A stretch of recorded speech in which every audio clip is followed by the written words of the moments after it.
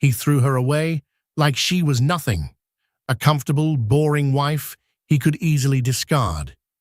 He callously replaced Danica with a younger, flashier model to cement his place among the elite. But at the most important gala of the year, his past and present collide. Cade Donovan arrives with his new wife, only to freeze. His ex-wife is here, looking like a queen, and a billionaire just kissed her like she's the only woman in the world. Cade didn't just lose a wife. He's about to realize he lost an empire.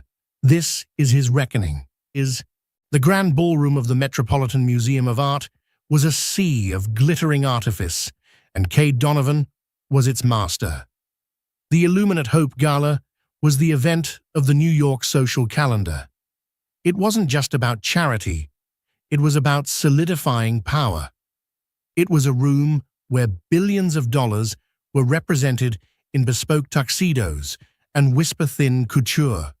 For Cade, a man who had clawed his way to a managing director position at Sterling Price before 40, it was a coronation. He adjusted the lapels of his Tom Ford. Beside him, his wife, Sophie, was a vision in white sequined Dior.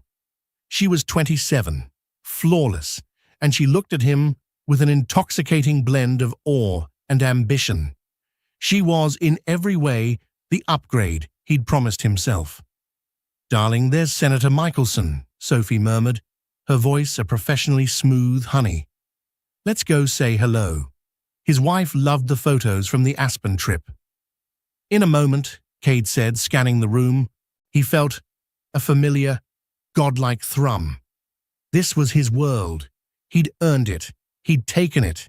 He'd shed every weight that held him back, and his life had become a frictionless ascent.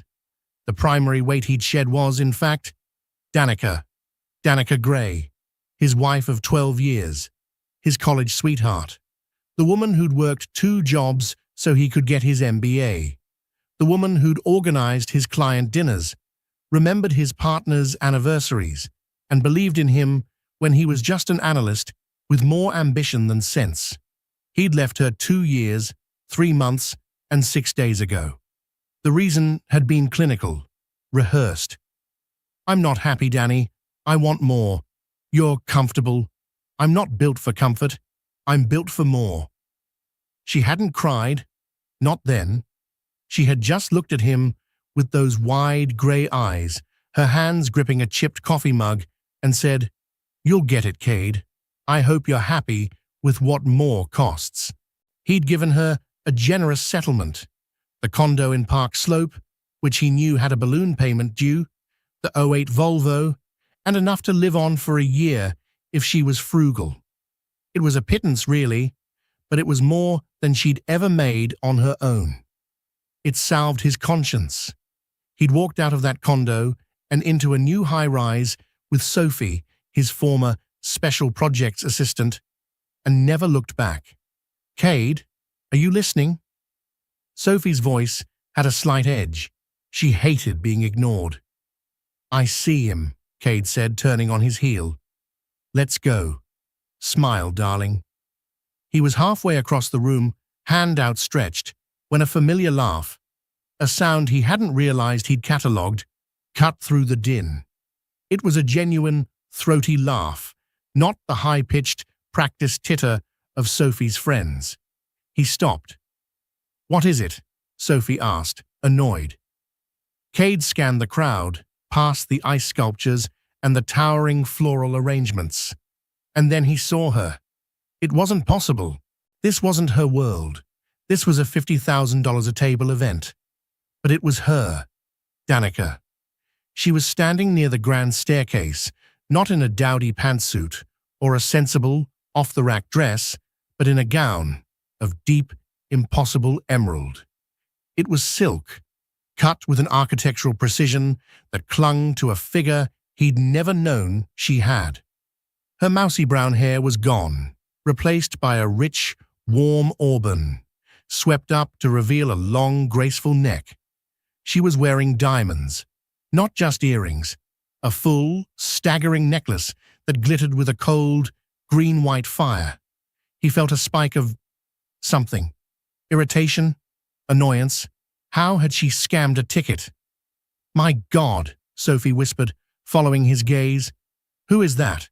Cade forced a sneer. That, he said, his voice tight, is my ex-wife. Sophie's perfectly plucked eyebrows shot up. Danica? That's Danica?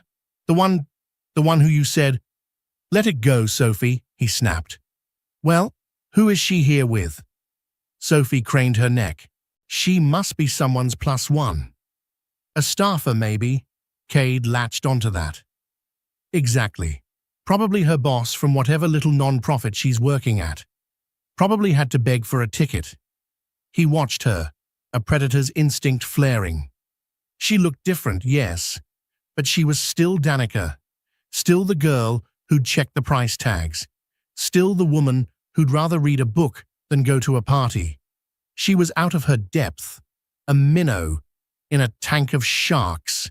He even felt a small, magnanimous urge to go over and say hello, to show her his wife, his life, to show her, with pity, what she had lost. But as he watched, a man approached her from the side. Cade didn't recognize him at first. He was tall, with dark hair silvering at the temples, wearing a tuxedo with the nonchalant perfection of a man who has never known a bad day. He moved with a quiet, unsettling authority. The man didn't stop to talk.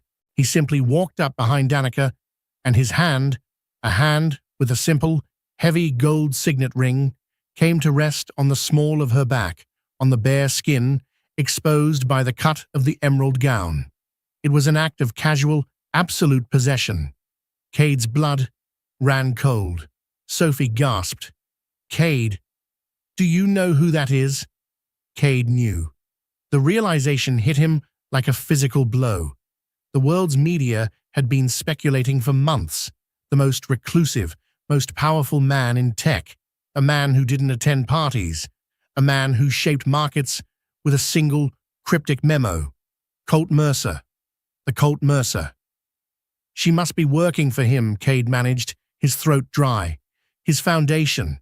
That's it. She's just on his staff. But he knew. He knew from the way Mercer's thumb was gently, almost unconsciously, tracing circles on her skin. He knew from the way Danica leaned back into him, a fractional, intimate movement that spoke of 1,000 private moments. Cade, Sophie said, her voice small. Cade, he's... Colt, Mercer leaned in.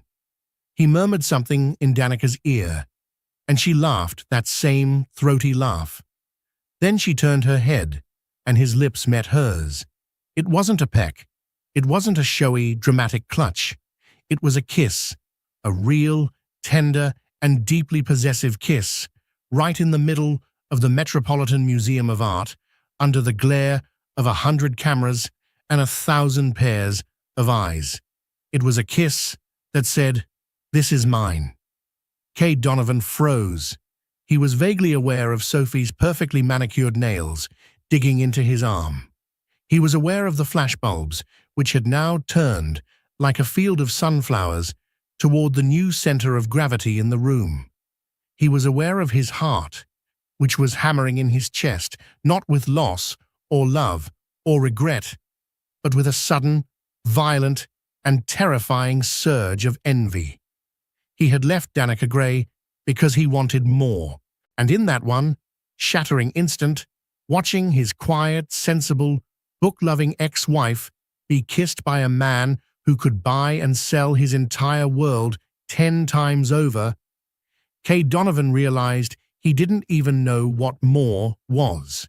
The kiss ended, but the moment hung in the air, thick and crystalline.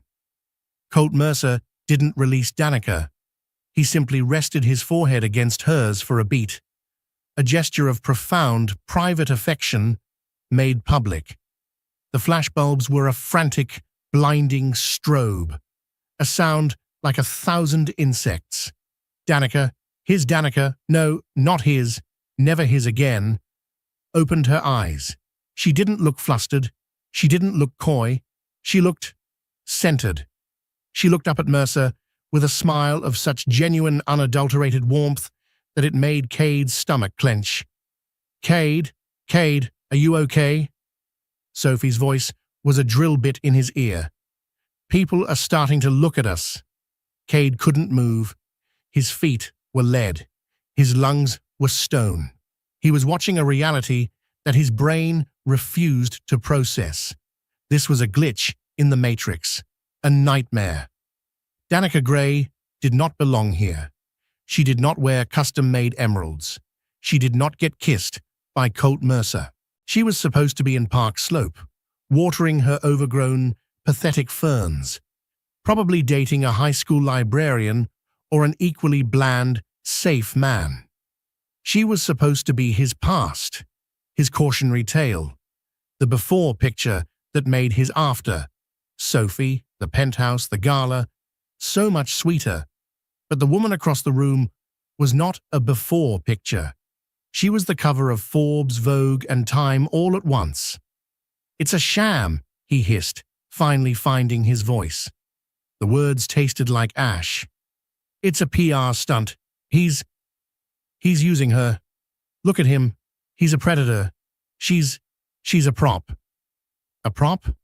Sophie's voice was dangerously quiet. She had unhooked her arm from his. "She's wearing the alabaster diamonds, Cade. Do you even know what those are?" He shot her a look of pure venom. "Of course I don't. Why would I?" "Because I do," Sophie spat, her socialite training kicking in, cataloguing the scene with a ruthless, transactional eye. "They were part of a private collection in Geneva. They sold at auction last year for an estimated $50 million. They're not on loan, Cade. He bought them for her. You don't buy $50 million diamonds for a PR stunt." $50 million. The number echoed in the sudden, silent vault of Cade's mind. His bonus last year, the one he'd been so insufferably proud of, had been $2 million. He'd bought Sophie a $40,000 Cartier bracelet. He'd felt like a king. He was a bellboy. Mercer's hand was at Danica's back now, steering her gently. Not toward the bar, not toward the exits, but toward the dais, toward Senator Michelson, toward the governor of New York, toward the very people Cade had been so desperate to greet. And they were turning to her. He watched, paralyzed, as Senator Michelson, a man who had kept Cade waiting for 45 minutes last week, broke off his conversation mid-sentence to embrace Danica. Embrace her. "Danica, wonderful to see you," the senator boomed, his voice carrying. "Colt, you old dog, you finally brought her out. Her initiative on the new housing trust, brilliant, absolutely brilliant. We're fast-tracking the zoning." "Danica, her initiative?" "Thank you, Senator." Danica's voice was clear. It was the same voice, but the timbre was different. The hesitant upward lilt was gone. This voice was level, smooth, and confident. "We're projecting a 30% increase in placements by Q4, but I need to talk to you about the education bill." They were hanging on her every word. Colt Mercer stood slightly behind her, a proud, protective shadow, letting her command the space. This wasn't the woman Cade had left. This was someone new, someone formidable. The woman he'd left had been soft. She'd been pliable. He'd told her she wasn't ambitious enough, not sharp enough for his new life. He'd said, "You lack the killer instinct, Danny. You're just nice." He remembered her reply, whispered into the pillow on that last night. "No, Cade, I have a killer instinct. I just don't use it on people I love." The blood drained from his face. He had not just misjudged her. He had misunderstood the entire equation of his life. He'd thought he was the valuable one. He'd thought he was the power, the engine, and she was the caboose. He had decoupled the train, thinking he'd be faster, sleeker. But he had been wrong. He wasn't the engine. He'd just been the noise. She had been the fuel. and now she was fueling a rocket, while he was left on the tracks, sputtering. "Cade, I'm going to the bar," Sophie said, her face a mask of cold fury. The envy in her eyes had been replaced by something far more dangerous: contempt. She knew. In that instant, she had done the same calculation he had. She had married Cade Donovan, the sharp, ruthless, rising star. Now, in the shadow of Colt Mercer, her husband looked like a cheap, provincial knockoff. "Sophie, wait!" he started, but she was already gone, melting into the crowd, her white dress a flag of surrender. Cade stood alone. The room was loud, the music was swelling, but all he could hear was a roaring silence. He looked back at Danica. She was laughing with the governor, her face alight, her emerald dress a beacon in the center of the room. She hadn't even seen him. He, Cade Donovan, the master of the universe, was so far beneath her notice that he hadn't even registered as a blip on her radar. It wasn't an insult. It was a simple, devastating fact. He was irrelevant. The realization was not a thought. It was a physical sensation, a sudden hollowing out. It was the feeling of a man standing on a cliff edge, crowing about his dominance, only to look down and realize he's been standing on thin air for the last 2 years. And the fall had just begun. The rest of the gala was a special kind of hell, a slow-motion disaster playing out in agonizing detail. Cade tried to recover. He was a shark. This was just blood in the water. He could swim. He grabbed a champagne flute, his third, fourth, he'd lost count, and forced his feet to move. He found Sophie by the bar, locked in a tight, animated conversation with a hedge fund manager Cade despised. "Sophie," he said, plastering on his corporate smile, "having fun?" She turned, her eyes sweeping over him. The contempt was still there, now overlaid with a brittle, icy calm. "I am, actually. Mark was just telling me about his new fund." "Cade," Mark said, giving him a curt nod. "Tough night?" "Tough? No, just surprising," Cade said, trying to sound nonchalant. Mark smirked, a real humorless expression. "Right. Surprising. Look, Donovan, I'll be blunt. You're a liability tonight. Sophie, let's go find the Barclays. They're talking about Mykonos." Sophie looked at Cade, a long, appraising look. It was a test, and he knew, with chilling certainty, that he was failing. She gave a tiny, almost imperceptible nod to Mark. "Just a second." Mark moved off, and she turned to Cade. Her face was pale beneath her perfect makeup. "You said she was nothing," Sophie whispered, her voice a furious hiss. "You told me she was a charity case. You said you paid her off, and she was set for life in her little Brooklyn bubble." "I thought she was," Cade protested, his voice weak. "How could I know?" "You could have known," she snapped, her voice rising. "You were married to her for 12 years. Did you ever know her? Or were you just so obsessed with yourself that you didn't bother to look?" "Sophie, lower your voice." "No, I will not lower my voice. You humiliated me, Cade. You brought me here, to this, our night, and you let her—" She gestured toward the dais. "Win. She didn't just win. She lapped us. She lapped me." "This isn't about you, Sophie." "Oh, it's all about me," she cried, and the raw, transactional truth of their relationship was suddenly bare for all to see. "I hitched my wagon to you. I believed in your ambition. I believed you were the next big thing. And tonight, you look like a fool. And if you look like a fool, what does that make me?" Before he could answer, she turned and stalked away, following Mark into the crowd. He was left alone again, champagne flute in hand, a statue of a successful man. He couldn't leave. That would be admitting defeat. He was trapped, forced to watch the Danica and Colt show. He saw them on the move. They were an undeniable force. Colt Mercer, a man who built worlds from code, and Danica Gray, a woman who, apparently, could charm the world into funding them.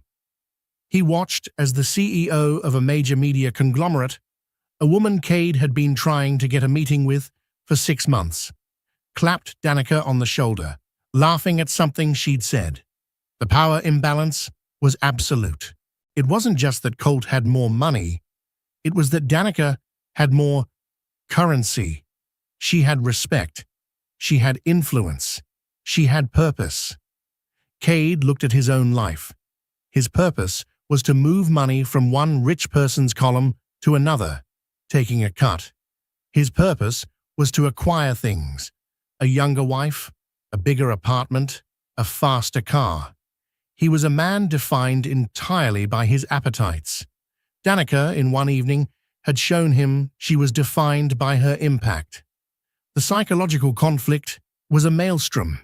He felt a sudden, desperate urge to talk to her. To what? Apologize? Yell?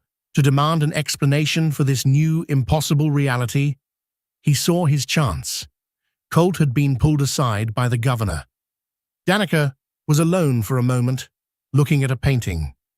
A massive, abstract Rothko. He started walking. He didn't know what he was going to say. He just knew he had to puncture the illusion. He got within 10 feet when she turned. She hadn't seen him. She was just turning to look for Colt, but her eyes swept the room, and for the first time that night, they landed on him. Cade Donovan, her ex-husband, the man who had broken her. He braced himself for anger, for tears, for a flash of pain. He got nothing. Her eyes met his. There was no hatred, no sadness, no regret. There was a brief, fractional flicker of recognition, the kind of mild, impersonal acknowledgement you give a former colleague you bump into at the airport. And then she looked away. She turned back to the painting, her gaze cool and appreciative. The dismissal was so complete, so profound, that it was more violent than any slap. He didn't exist. He had built his entire post-marriage identity on the idea that he had destroyed her, and that her nothingness was the proof of his somethingness. But she wasn't destroyed. She wasn't even damaged. She was, in fact, bored by him. He was standing, frozen again, when Colt Mercer returned, placing a hand on her back. "Darling," his voice was audible in the lull, "they're ready for our toast." Danica turned, slipped her arm through his, and smiled up at him. "Let's go. I think we've illuminated enough hope for one night." She walked away with him, never once looking back. Cade was left staring at the Rothko, a vast, dark canvas of maroon and black. He felt like he was falling into it. He finally understood. He hadn't just made a mistake. He'd made a miscalculation of such cosmic, life-altering proportions that there was no recovering. He hadn't just traded down. He had traded everything for nothing. He had thrown away the diamond and kept the dust. He turned blind and walked through the crowd. He pushed past a waiter, spilling a tray of glasses. He didn't stop. He walked out of the ballroom, out of the museum, and into the cold, unforgiving New York night. The gala, his gala, was over, and he had lost. The day Cade left, it was raining. A cold, miserable November Tuesday. Danica had been up since 5 a.m. Cade had a major presentation to the board, and she was, as always, his ground control. She'd made his coffee, black, 2 stevia, and laid out his lucky tie, the blue Brioni. She'd proofread his presentation slides at midnight, catching a typo in the EBITDA projections that would have embarrassed him. He'd come into the kitchen of their Park Slope condo, knotting the tie, looking not at her, but at his reflection in the dark kitchen window. "The car is booked for 7:15, she said, sliding a plate with a dry piece of wheat toast onto the marble island. And I put the revised slides on your memory stick. You were right. The font on slide 12 was off. Thanks, he'd said, his voice flat. He didn't touch the toast. She'd paused, wiping her hands on a dish towel. A small, cold knot of dread had been forming in her stomach for months. The late nights at the office, the new expensive gym membership, the way he'd started looking through her. "Cade," she said, her voice small. "Is everything okay?" He'd turned, and for the first time, she saw that his eyes were empty. The man she'd loved since she was 19, the boy she'd met in the university library, was gone. In his place was this polished, hard, expensive stranger. "No, Danny," he said, and his voice was so calm, so reasonable. That was the worst part. "It's not. I'm not happy." The cliché of it was almost insulting. "Not happy," she'd repeated, the dish towel twisting in her hands. "The presentation? Is it?" "Not the presentation. Us. This." He gestured around the kitchen she had scrimped and saved for, the one he'd criticized for not being minimalist enough. "I'm just not happy, Danny. I want more." "More than what, Cade?" Her voice was trembling now. "We have everything. You're up for partner. We have this beautiful home." He'd sighed, a sigh of profound, weary disappointment, as if she were the one failing. "No, Danny. I have this. I'm up for partner. You're just here. You're comfortable. You're nice. And I'm not built for nice anymore. I'm built for more."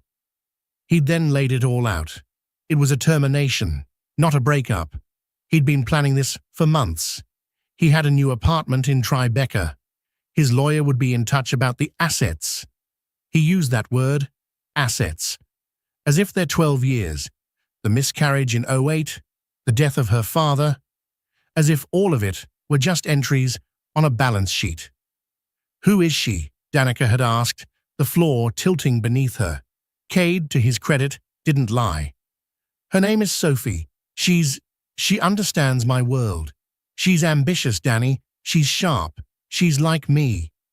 "She's 24, Danica had thought, a hysterical bubble of laughter rising in her throat. "She's your assistant. She's a cliché." "I see," she'd said. "I'm giving you the condo," he'd continued, as if bestowing a great gift. "And a year's stipend. It's very generous." She had looked at him, really looked at him, at the $3,000 suit, the $500 haircut, the face that was becoming hard and angular with a hunger she no longer recognized. And for the first time, the love she'd felt for him, the constant unwavering support, flickered and died. It was replaced by a sudden, cold, clear pity. "You'll get it, Cade," she'd said, her voice surprisingly steady. "I hope you're happy with what more costs." He'd left. He'd taken his briefcase and his memory stick with her corrections and walked out. She'd heard the swoosh of the elevator doors. Then, and only then, had she slid to the cold, Italian tile floor and shattered. The next 6 months were a blur of lawyers, forms, and a silence so profound it was a physical weight. Cade's generous offer was, as her lawyer, a weary, kind woman from a pro bono clinic, had pointed out, a trap. The condo's mortgage had a massive balloon payment due in 8 months, which Cade had forgotten to mention. The stipend was just enough to cover the utilities and taxes. He'd structured it so she would be forced to sell, and sell cheap, probably back to a holding company he owned. It was a performance of cruelty so meticulous, it was almost art. She'd lost the condo. She'd lost the life she knew. She'd lost herself. She'd ended up in a tiny, 5th-floor walk-up in Astoria, subletting from a student. She'd sold her mother's jewelry to pay for the deposit. She spent her 35th birthday eating instant ramen and watching Cade's new life on Sophie's Instagram feed. Sophie, living in her life, wearing a new, bigger ring. Danica had cried for a week, a raw, gut-wrenching animal grief. And then one morning she'd woken up. The sun was streaming through the grimy window of her sublet, and she was just empty. The grief was gone. The love was gone. The anger was gone. All that was left was a cold, hard, glittering stone of resolve. She'd been a support person her whole life. She'd supported her sick father. She'd supported Cade's ambition. She was done. She had a degree in art history and non-profit management from Columbia. A degree she'd put on ice to be Mrs. Donovan. She'd dug out her old dusty resume. She'd looked at it. It was pathetic. Wife, hostess, personal assistant to Cade. No more, she'd whispered to the empty, ramen-filled room. She'd thrown out the resume and started fresh. She didn't list her skills. She listed her accomplishments. Managed and executed over 50 high-stakes client events, fostering key relationships for Sterling Price partners. Researched and identified strategic philanthropic opportunities, aligning corporate values with community outreach. This was the charity work Cade had let her do. Oversaw all household operations, including complex financial planning and asset management. This was being a wife. It looked impressive. It looked real. She'd applied for 3 jobs. A low-level grant writer at the new Mercer Foundation was one of them. She'd gotten an interview. She'd walked into the Mercer Foundation's gleaming, minimalist downtown office, wearing her one good suit, which was now 2 sizes too big. The interviewer, a sharp woman named Maria, had looked at her resume. "Mrs. Gray," she'd said, "you have an interesting work history. You've been out of the official workforce for 12 years. "I haven't been out of the workforce," Danica had replied, her voice clear and level. "I've been running a high-stakes, unpaid domestic and social corporation for a man whose success depended on it. I am an expert in logistics, crisis management, and diplomacy. You're looking for a grant writer. I'm looking for a place that values results. I can do this job. I can do it better than anyone." Maria had stared at her, and then slowly, she'd smiled. "When can you start?" Danica's first year at the Mercer Foundation was a brutal, exhilarating renaissance. She wasn't just a grant writer. She was, as she had promised, an expert in logistics, crisis management, and diplomacy. She worked with a quiet, desperate ferocity that the other, younger staffers mistook for ambition. It wasn't ambition, it was survival. She was the first one in, the last one out. She didn't just write grants, she tore them apart. She found the why behind every proposal. She discovered that the Foundation's Housing First initiative, a pet project of Colt Mercer's, was leaking millions into bureaucratic red tape. She spent 3 weeks, fueled by stale coffee and a burning need to build something, drafting a new proposal. She didn't just identify the problem, she proposed a solution. A new, vertically integrated system that cut out the middlemen and used the Foundation's tech resources to connect the homeless directly with services. She'd bypassed her immediate boss and sent the 40-page memo directly to Maria. She'd expected to be fired. Instead, she'd been summoned. Not by Maria, by him. Colt Mercer's office was not what she expected. It was not a sterile glass box.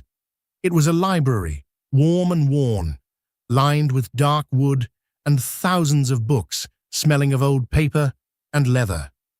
He was standing by the window, not in a suit, but in a simple, grey cashmere sweater, holding her proposal. He was smaller than she'd thought, not physically, but in his presence.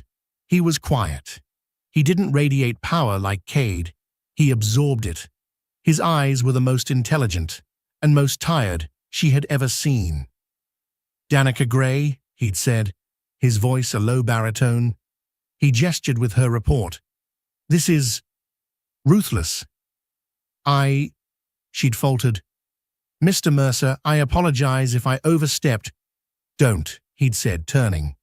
"Don't apologize, and don't call me Mr. Mercer.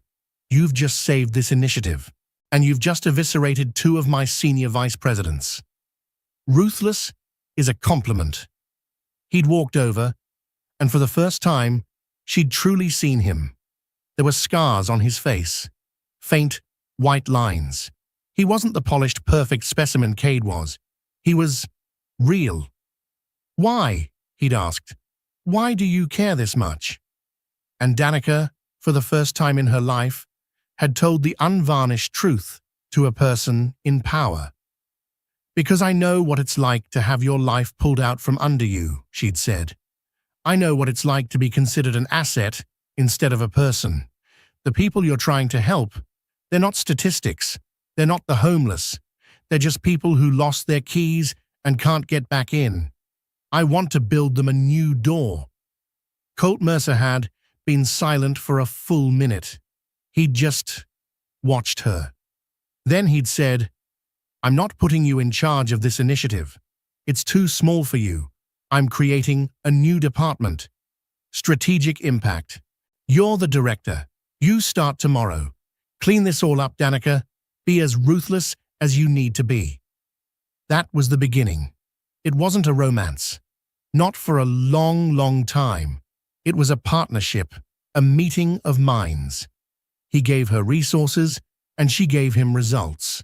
She built the housing trust from the ground up. She became the foundation's public face, its heart and its velvet hammer. They worked late. They'd argue over budgets and zoning laws. He was the only person who had ever been able to keep up with her. He was, she realized, the only person who had ever seen her. The line blurred so slowly, she didn't know when it happened. It was a dinner in Hong Kong after a grueling, successful negotiation. It was a shared look over a boardroom table. It was the night he'd found her crying in her office, not from sadness, but from rage at a city council's decision. He hadn't comforted her. He'd simply sat down, listened, and then said, "Okay, so we'll buy the councilman's building. We'll find another way." He wasn't a knight in shining armor. He was a co-conspirator. The first kiss had been 6 months ago, on the tarmac of a private jet in the rain after a 72-hour sleepless marathon to save a project. It had been gentle and hesitant, and it had felt more real than her entire 12-year marriage. She'd started, confused. "I know," he'd said, his eyes searching hers, "and it's okay. We have time. We have all the time." He was patient. He was kind. He was everything Cade pretended to be, but wasn't. And then, the gala.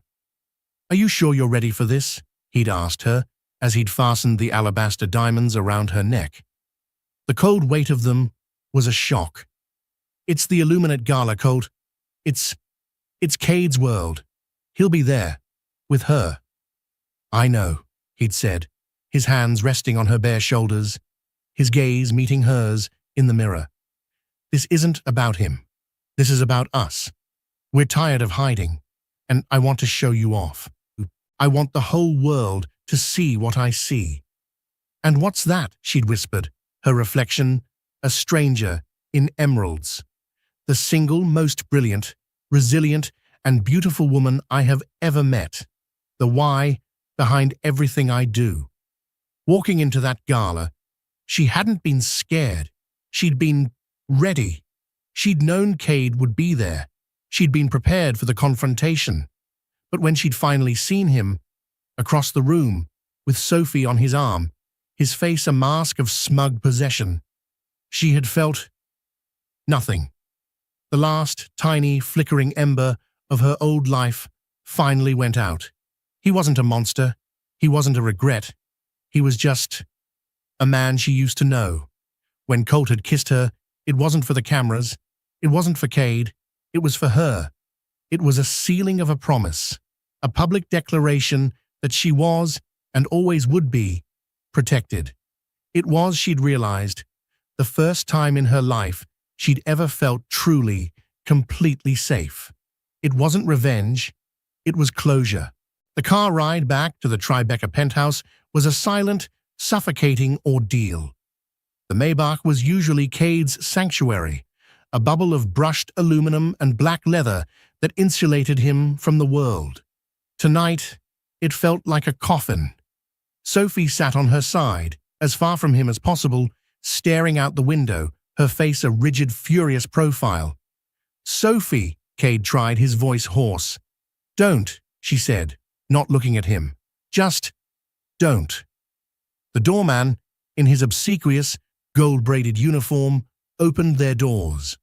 Cade and Sophie walked through the cavernous, empty lobby, all marble and cold, modern art, without a word. The elevator ride up was 60 seconds of agonizing silence. The apartment was sterile, white on white, with floor-to-ceiling windows overlooking a city that now felt like it was judging him. Sophie walked straight to the bar, his bar, and poured herself a large, neat vodka. She tossed it back in one gulp, wincing. "So," she said, slamming the crystal tumbler down. "That was a night." "It was a setup," Cade said, grasping at straws. They did it to humiliate me." Sophie let out a short, barking laugh. "Oh, Cade, you still don't get it, do you? You really think you were that important? You think Danica Gray and Colt Mercer structured their entire public debut around you?" She shook her head, pouring another. "My God, you're a child. You're not on their radar. You're not on the radar. You're just the bug on the windshield of their life. You're on my side, remember?" he snarled, finally stung. "Am I?" she asked, whirling on him. "I'm on the side of winning, Cade. I thought that was your side too. That's what I signed up for. The man who gets what he wants, the man who takes no prisoners." She gestured wildly. "But the man I saw tonight, he just stood there. He froze. He let his little mousy ex-wife waltz in and end him, without saying a word. What did you want me to do, Sophie? Cause a scene? Challenge him to a duel?" "I wanted you to be the man you said you were," she screamed, the vodka hitting her. "I wanted you to be the man who wouldn't be in that situation, the man who would have known. But you were married to her for 12 years and you didn't even know she had a brain." The words hit him, a stunning echo of his own fears. "You married me because I was 25 and looked good on your arm." She was sobbing now, mascara running down her perfect cheeks. "And I married you because you were a rocket. I thought you were going to the moon." She wiped her nose, a ragged, ugly gesture. "But you're not. You're just a guy in a suit. And she's with a man who owns the moon. And you know the worst part, Cade?" She walked right up to him, her eyes red and furious. "The worst part is she's not even that pretty. She's just smart. And he saw it. And you, who are supposed to be so brilliant at valuing assets, you missed the biggest one of your life." She was right. The transactional, brutal truth of their marriage was laid bare. It was a sham. It was a merger of his ambition and her beauty, and a bigger, better offer had just walked into the room and rendered their entire partnership insolvent. "So what now, Sophie?" he asked, his voice hollow. "You going to leave me? Going to go find your own billionaire?" "Maybe," she said, her voice dropping to a cold, speculative whisper. "Maybe I will. I'm not going to be the before picture in your sad sack life, Cade. I'm not going down with your ship." There is no ship going down, he roared, a last desperate act of defiance. Isn't there? Sophie said, with a final pitying look. Look around, Cade. We're in a white, empty box, with nothing but a view, and it's a long, long way down. She picked up the vodka bottle and her glass. I'm sleeping in the guest room. My lawyer will be calling your lawyer. We need to reevaluate the post-nup. The post-nup? The one you made me sign. The one that said my allowance was contingent on your continued career success and social standing. Well, you just took a pretty big hit on the social standing front, didn't you? She walked out, her heels clicking on the marble floor. Cade was alone, in the sterile white condo. The same cold, minimalist aesthetic he had forced on Danica, the one he had replicated with Sophie. He looked at his reflection in the dark window. The city lights glittered behind him, like 1,000 mocking eyes. Sophie was wrong about one thing. This wasn't a long way down. He was already at the bottom. He'd been there for 2 years. He just hadn't realized it until the lights had been turned on, and the woman holding the switch had been his ex-wife. The next week was a lesson in social and professional gravity. Cade learned that when you're no longer perceived as rising, you fall very, very fast. The kiss was everywhere. It wasn't just Page 6. It was the Wall Street Journal, Bloomberg, the Financial Times. Mercer's new power couple. One headline read, Billionaire Colt Mercer's new love, philanthropist Danica Gray, to helm new $5 billion strategic impact fund. The articles were not about the romance. They were about the implications. They detailed Danica's meteoric rise within the Mercer Foundation. They detailed her initiatives, her strategies. They called her the new, compassionate face of venture philanthropy. And in paragraph 4 or 5, in almost every article, there was the inevitable, brutal line. Ms. Gray, formerly Danica Donovan, was previously married to Sterling Price investment banker Cade Donovan. He wasn't a person. He was a footnote. He was the trivia question in the story of her life. At work, the atmosphere was glacial. The backslapping and shark jokes stopped. His colleagues, predators all, smelled the blood in the water. They were polite, in that surgically precise way that signaled he was already dead. On Wednesday, he was summoned, not by email, by a phone call from the assistant of Arthur Sterling himself, the firm's patriarch. Arthur's office was old world, dark wood, leather, a faint smell of cigar smoke, and old money. Arthur was 70, with clear, cold blue eyes that had seen empires rise and fall. Cade, he said, not standing. He gestured to a chair. Close the door. Cade sat. His palms were sweating. I have a problem, Arthur said, steepling his fingers.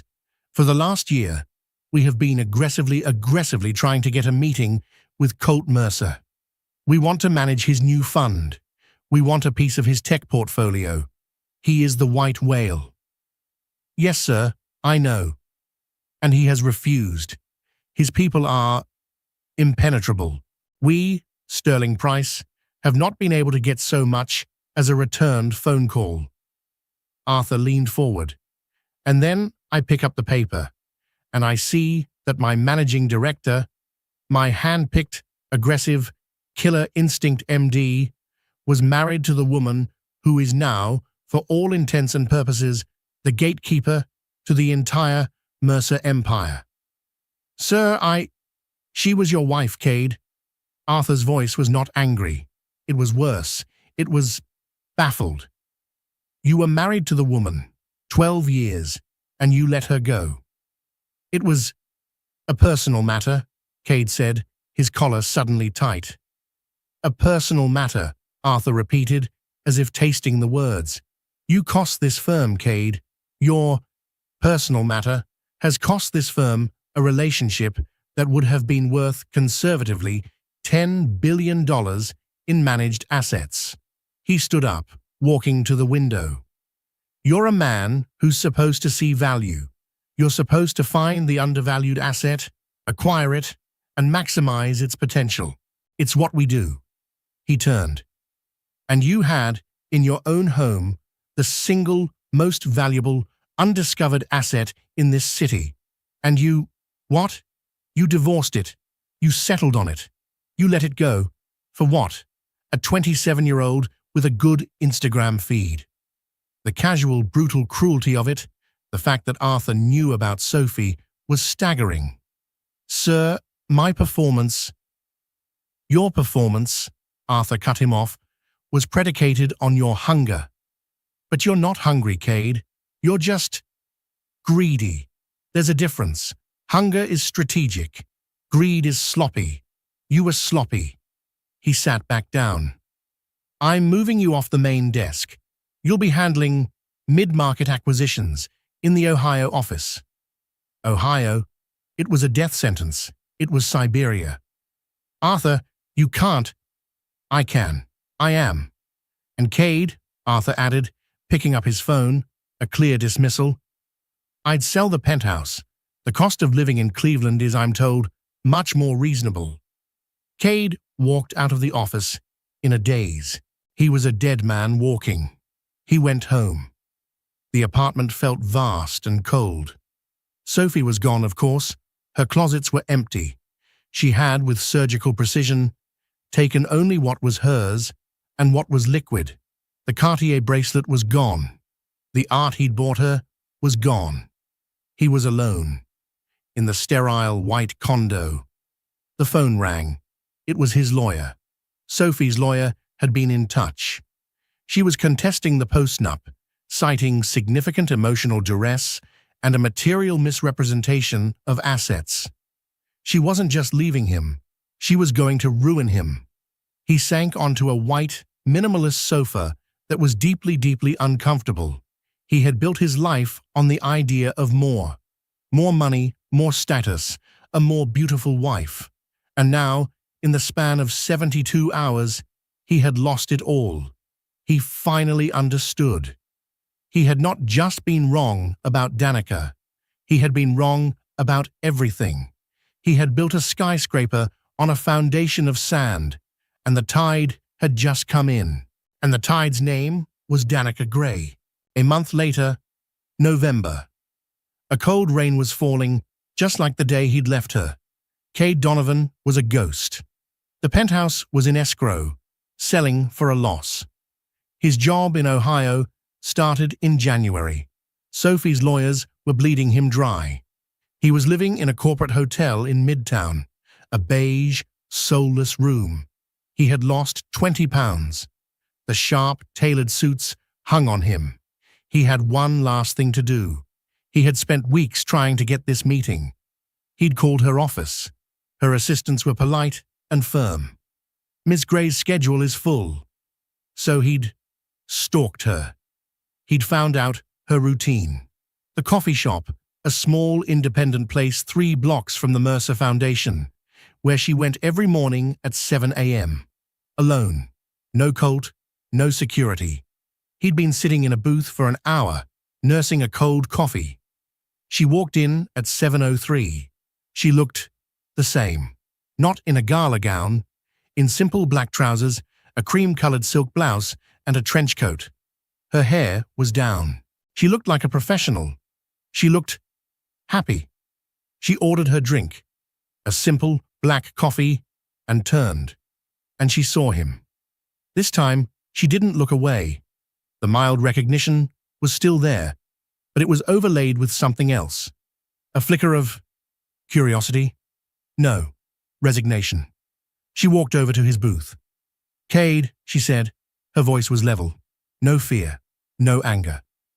Danica, he said. His voice was a rasp. He looked terrible, and he knew it.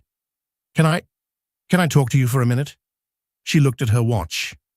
I have a meeting at 7:30. Please, 5 minutes. She sighed, a small, impatient sound, and she slid into the booth opposite him. He looked at her, the face he had slept next to for 12 years. It was the same, but different. The lines of exhaustion were gone. The hesitancy was gone. She was clear. She was solid. He started. He'd rehearsed this, but the words were gone. I saw you at the gala. I know, she said. Danica, I'm sorry. She sipped her coffee. Sorry for what, Cade? There's a long list. You'll need to be specific. The coldness of it, the clinical precision, startled him. For everything. For leaving. For how I left. I see, she said.